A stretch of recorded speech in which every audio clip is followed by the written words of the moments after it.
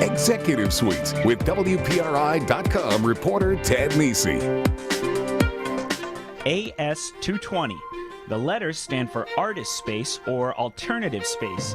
The numbers stand for the original address when it opened 3 decades ago inside PPAC. Today, AS220 is a thriving nonprofit that's invested $25 million in the revitalization of its 3 downtown Providence buildings, home to more than 60 employees and spaces used by all sorts of Rhode Island artists. AS220 also runs a youth arts program that serves children who live in underprivileged neighborhoods or in state custody, which was honored with an award presented by First Lady Michelle Obama in 2012. You make all this happen on shoestring budgets. You do it in unbelievable ways.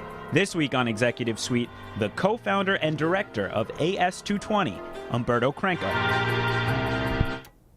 Welcome to Executive Suite. I'm Ted Nesi. Later on in the show, we're going to talk about the expansion of gambling in Massachusetts and what that means for Rhode Island. Tim White will have a report on that. But right now, I'm very pleased to be joined by Bert Crenca. He's the head of AS220 with his signature goatee. People will probably recognize you as they tune in today. But Bert, thanks for being here. Thank you for inviting me. And there'll probably be people watching who've heard of AS220 but aren't 100% sure what goes on there and what you guys do. What's the basic version? I know it's a lot, but what's the basic version of what AS220 is? Well, let's start with the buildings. We have 3 buildings that we developed in downtown Providence, which represent about $25 million of investment in the city. And in those buildings, there are artists, 50 artists who live there. There are commercial tenants, bars and restaurants that pay us rent. We have a youth program that's a national award-winning youth program. We have our own restaurant and bar. We have a couple of performance spaces, a dance studio, our industries, which is our fabrication laboratory, media lab, and print shop, and a few work studios as well for artists. So it goes on and on. It's a big, big enterprise at this point. Yeah. One of my favorite little anecdotes about AS220 is that Green Day, the band, actually played there years ago before they were Green Day as we think of them today. Such a big deal. Which people might wonder, how do you decide what art gets displayed, what music is played? What's the policy on that? Okay, well, AS220 was really founded to be an unjuried, uncensored space to really provide opportunities for artists to evolve and develop and grow. That means that anybody and everybody, if they're doing original material.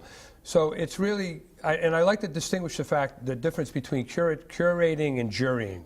In the art world, jurying is when there's a group of people who select people and then a whole lot of people get rejected.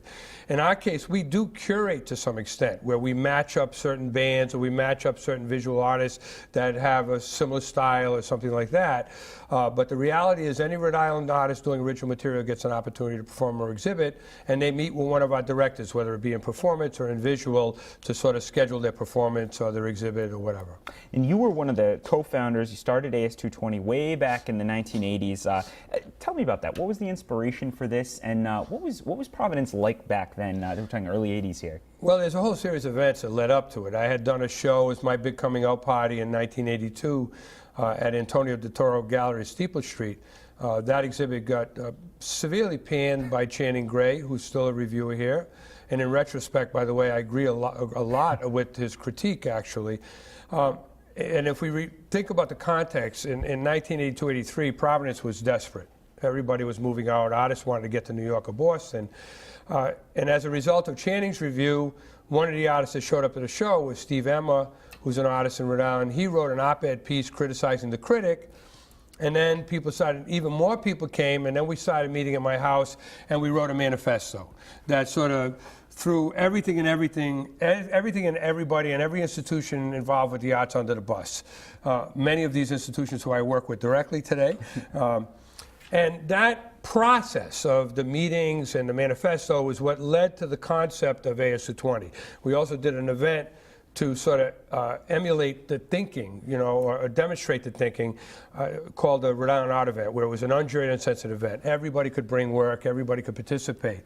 And then I went off and did a whole lot of other things and traveling around Europe and all this stuff. And then came back and decided that I wanted to create a place based on this idea of this unjuried, uncensored space that really put the emphasis on the intrinsic value of artists and what they create, their process, their way of thinking. Not so much of artists or what they produce as a commodity, which we tend in this culture to commodify everything, even the craziest stuff. but in fact that artists really bring a lot more value to community than just what, through the way they think, the way they perceive, the way they interact with the culture.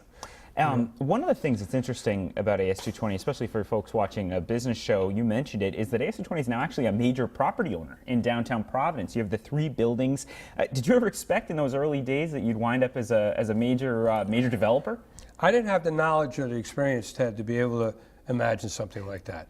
This was a learning process and a co-creation of this community, one foot in front of the other. So my learning process and understanding of business practice and the ways you put deals together and stuff like that, and without people like Lucy Searle and a whole lot of other people in the community that really stepped up to help both educate me, educate the organization, and help us get through this stuff. So no, I could not have anticipated it.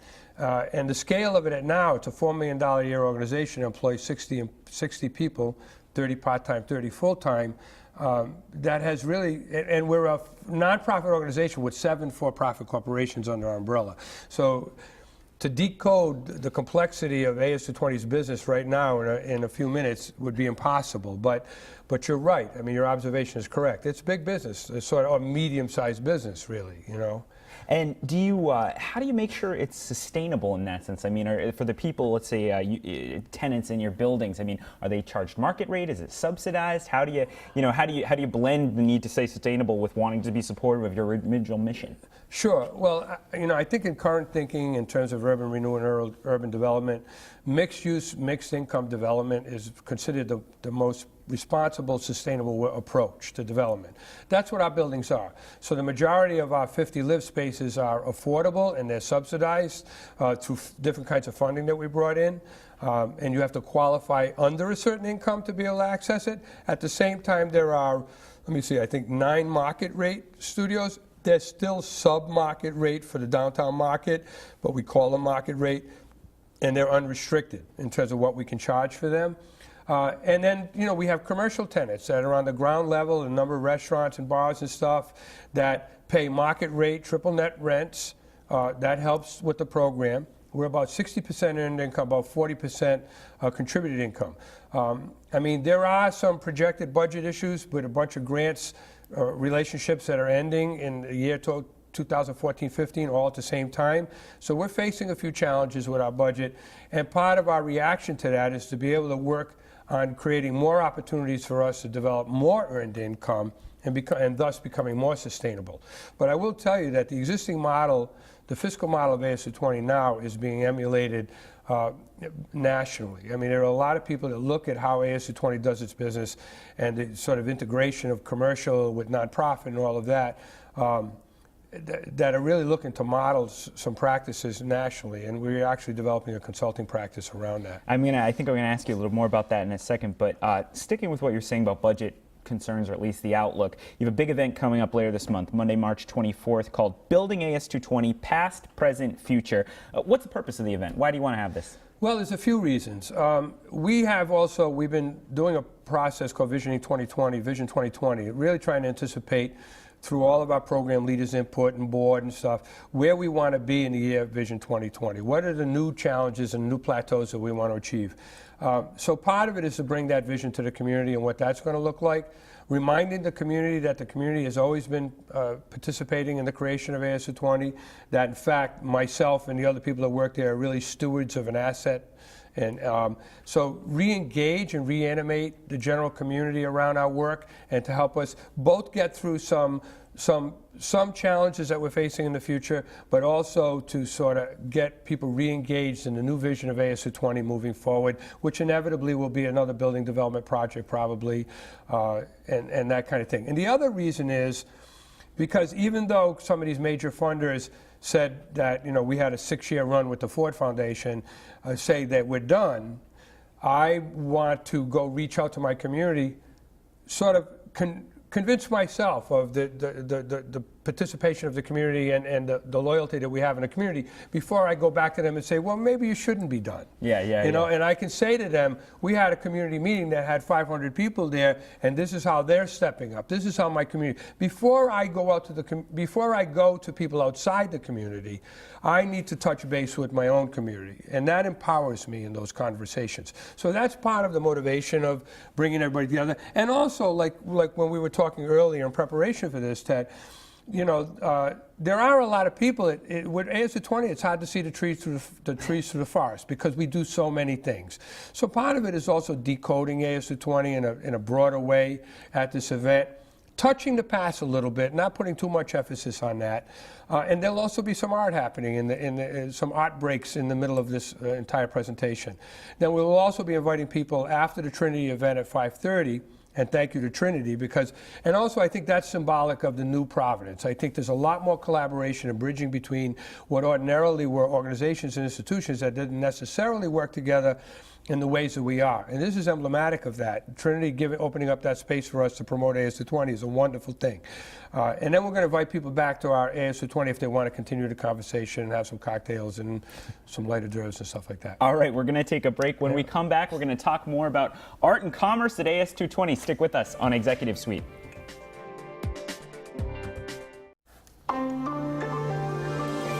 Welcome back to Executive Suite. I'm Ted Nisi. Later on in the show, Tim White is going to have a report on what it means that Massachusetts is extending gambling right over the border in Plainville, what that means for Rhode Island. But right now, I'm pleased to be joined by the artistic director of AS220, Umberto, Bert Crenca. And Bert, of course, is an artist himself, and I want to show here, he has a show coming up. It's called Puzzled Ode to Channing Gray, and it's March 22nd at Machines with Magnets in Providence. So we got a nice zoom there, and it's actually a good segue for me to ask you something, Bert, which is, you know, nobody would mistake you for a typical local small businessman, a Rotary Club president maybe, or something like that. But as you're saying here, you've mastered the tools of capitalism for your organization, development, and all that. Is there a tension there for you between the artist side of you and the sort of the CEO side of you? How do you meld that? Well, I think if you look at the values and the mission of the organization, or you look at the vision statement, our vision statement is AS220 imagines a just world where all people can realize their full creative potential. That's what drives me and drives my work.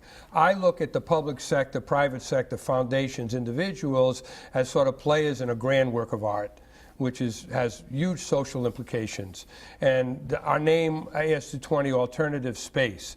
Really, AS220 really is about providing an alternative way of thinking of how we can build community, how we can share, how we can work cooperatively. So for me, it's a work of art. And whether it be politicians or it be bankers or it be foundations, for me, they're all part of this creation, this co-creation. And each one of them has tools that they can provide and resources that they can provide to help participate in this work of art. Again, I think, you know, other kinds of policies of AS220, like the equal pay policy, you know, I make the same wages as the other staff in the nonprofit, I think are indications of our sense of proprietorship, but also our sense of stewardship of this community asset. So who's the community? As much about the young people that we work with in our youth program, the community is also the bankers. You know, it's when we say community, we mean that in every sense, and we try to engage everybody's participation and perspective, you know, in terms of what we're trying to create here. And how do you see AS220 is actually often mentioned when people in Providence talk about economic development and where we're going and the importance of the arts and arts to that. I mean, how do you see, obviously it's not the core of the mission is not economic development, it's the arts, but how do you see AS220 fitting into these efforts to revive Rhode Island's economy where it is right now? Well, ecosystem. I mean, economy is part of life. I mean, you know, back to being tribal, there was a sense of economy and there was trade and there were relationships built. So I don't think economy, just by the nature of the word, that it's a bad thing. But what kind of economy are we serving? And are we playing into this idea of the creative economy and this new concept of the creative economy? And in what way? And who has access? And who gets to play? Lost my coaster there, okay. Yeah. And who gets to play in this? So, you know, our sense, a lot of our thinking about this really is about access and empowerment within the community. So when you look at our fabrication laboratory, here's this technology that historically would not be accessible to anybody unless they were in a corporation or in a lab somewhere. Making that technology affordable and that knowledge to anybody in the community in a way that they can access it is very empowering in terms of the future of the economy of the city and the state. And I think we have remarkable opportunities. And I also have to credit, people like Neil at the Rhode Island Foundation and people like that. There's a lot of people trying to drive this conversation and really capitalize on the scale of the state to build something unique. And I think we have to address it in our public education system and many other things. I'm not here to platform on all of that. But I think when you look at AS220, people live there, work there, there's teaching that goes on there, there's performance and presentation that goes on there. So frankly, I think it's that kind of holistic thinking that we need to be thinking about as we begin to build a new economy and sort of shed the old. Yeah. What would you say your relationship is like? You kind of touched on this before with your sort of behemoth arts neighbors. You got PPAC and Trinity rep over there. Is it a good thing to have that many people together? Do you work together well now? I know you were PPAC's tenant briefly there in the 80s before you had to leave. I love Lynn and Alan and Kurt and Michael, the new leadership at Trinity Repertory Theater, are absolutely amazing. And all of these folks are really, truly community-minded. If PPAC didn't give us a start, we wouldn't be here today. And Lynn and Alan have always been supportive ever since. The relationship between Trinity and AS220, I couldn't have even imagined it being as good as it is today. We're holding our event at Trinity. It just goes to kind of show the openness. Me and Kurt meet on a regular basis and have coffee. And also with Eric N. from Brown University, who runs the theater program there. Relationships between Brown and Rizzi have never been better. The relationship between us and Trinity has never been better.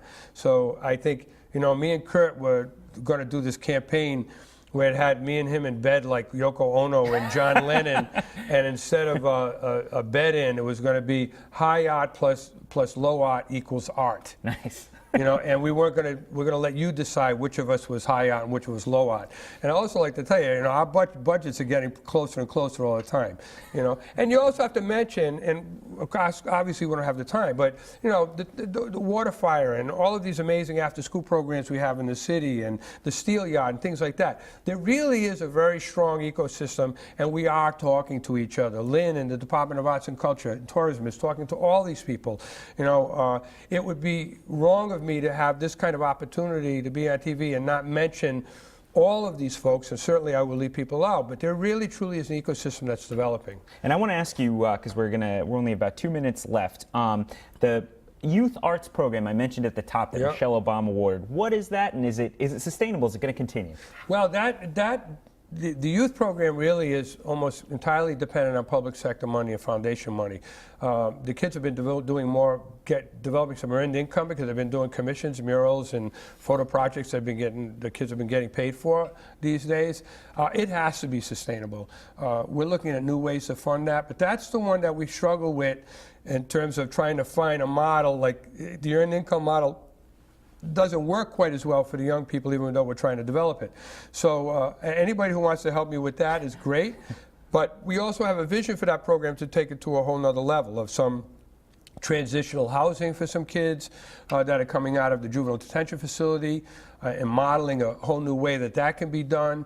And also that combined with a kind of an immersion program for them kids in the arts and technology. We want to get more into post-secondary opportunities with internships and apprenticeships for our youth program. So I will tell you, sustaining and growing that program is not a small challenge. It would seem to people that would be the easiest thing to fund. Well, let me tell you, it's not quite like that. Even though we've won a national award. Michelle Obama, right. And we've had, by the way, we're the third youth organization in the state to win a national award. Yeah.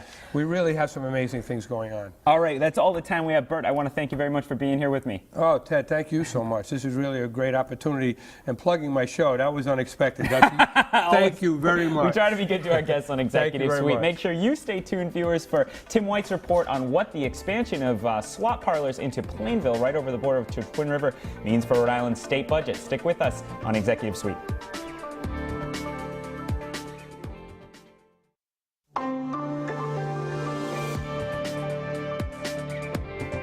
Welcome back to Executive Suite. I'm Ted Nesi. The first shoe has dropped in Massachusetts' push to expand gambling, and it fell right on Rhode Island's head. The Massachusetts Gaming Commission has voted to award the Bay State's one and only slot parlor license to developers at Plainville's Plain Ridge Racecourse, only 20 miles from Twin Rivers' home base of Lincoln. Just before the Plainville pick was announced, Target 12 investigator Tim White took a look at where things stand in Massachusetts and why the stakes are so high for its next-door neighbor. In 2011, the Massachusetts legislature passed a law legalizing casino gambling in the Commonwealth. The period after the Great Recession has been one of the most expansive periods in the history of gaming in this country. Since then, you've heard a lot about casino proposals coming and going. Here is the latest on where it stands in Massachusetts. The new law split the state into 3 gaming regions. Each section can get one full-fledged casino. As of now, in Region A, there are competing resort casino proposals in Everett and in Revere. In Region B, there is a pitch for a casino in Springfield. Region C has the longest way to go, with dueling proposals in Fall River and New Bedford, but they are in the early stages. And the Mashpee Wampanoag tribe wants to build a casino in Taunton, but the tribe still needs the federal government's permission to do that. The most immediate concern for Rhode Island officials isn't the casinos, however, it's a slot parlor.